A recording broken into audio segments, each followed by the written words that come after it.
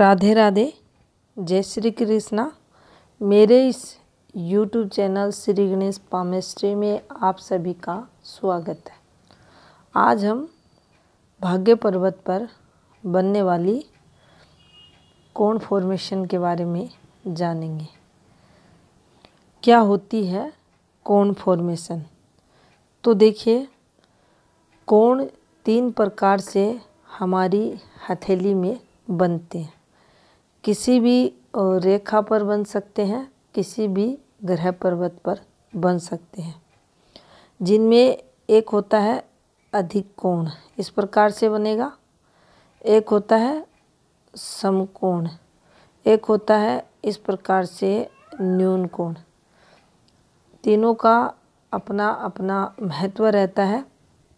ये हमारे सत्वगुण को, ये हमारे रजगुण को और ये हमारे तमोगुण को बताता है। अब देखिए, सबसे पहले भाग्य पर्वत की बात कर रहे हैं, शनि पर्वत की। तो इस क्षेत्र पर आपको इस प्रकार से अधिक कोण बनता हुआ दिखाई दे।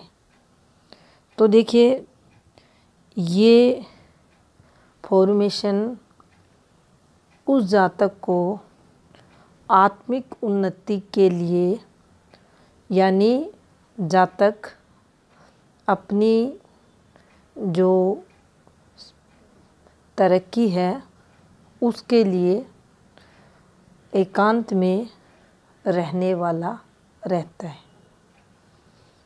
योगी हो सकता है, साधक हो सकता है, सन्यासी हो सकता है। और देखिए, ऐसा व्यक्ति इंद्रियों पर विजय भी प्राप्त करता है, जितेंद्रिय भी बनता है और सांसारिकता का उस पर कोई ज़्यादा प्रभाव नहीं पड़ता। तो आत्मिक उत्थान के लिए वह हर संभव प्रयास जीवन में करता है और तरक्की भी उसे मिलती है। यहाँ से हम भक्ति भाव भी देख सकते हैं, नैतिकता भी देख सकते हैं।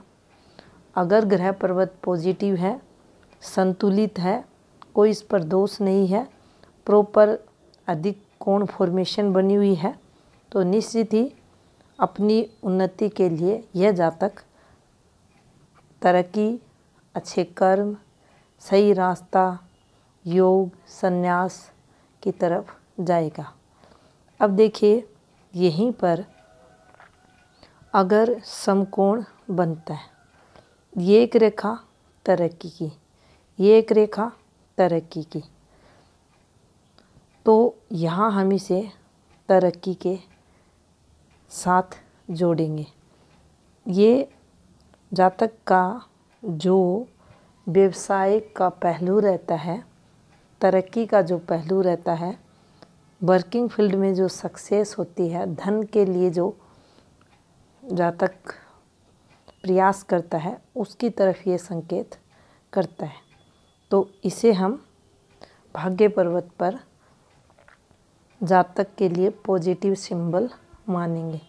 ये किसी के भी हाथ में बने जातक को धन लाभ करवाएगा। अब देखिए, तीसरी फॉर्मेशन को देखें तो ये होता है न्यून कोण फॉर्मेशन।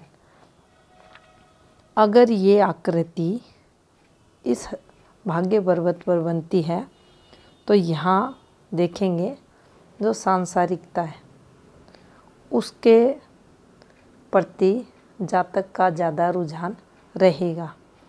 इस पर देखेंगे जो व्यवसाय पहलू है, धन अर्निंग की जो लालसा रहती है, जातक में अधिक रहेगी। ये जो देखेंगे, इसमें जातक परमार्थ की तरफ अधिक आकर्षित आपको मिलेगा। अब देखिए, ये बना है तो आप देखेंगे जातक तमोगुण से प्रभावित रहेगा। उसके अंदर भौतिकता की चाह रहेगी। मन की स्थिति चंचल, डावाडोल देखी जाएगी। भाग्य उदय के लिए कोई भी कर्म वह जातक कर सकता है। संगति कोई भी अच्छी या बुरी रख सकता है। अपनी सांसारिक जो ज़रूरतें रहती हैं, भौतिक जो सुख सुविधाएं रहती हैं, उनकी पूर्ति के लिए येन केन प्रकारेण सब कर्म करने का प्रयास ये जातक करता है। अब देखिए, यहाँ भी एक बात जो समझने वाली है वह ये होती है कि यहाँ ये शनि पर्वत है, इस पर इसका प्रभाव सबसे नेगेटिव होगा, यहाँ कम होगा और यहाँ उससे भी कम। तो इसी प्रकार से इनको समझना है, ये सबसे उत्तम फल यहाँ देगा।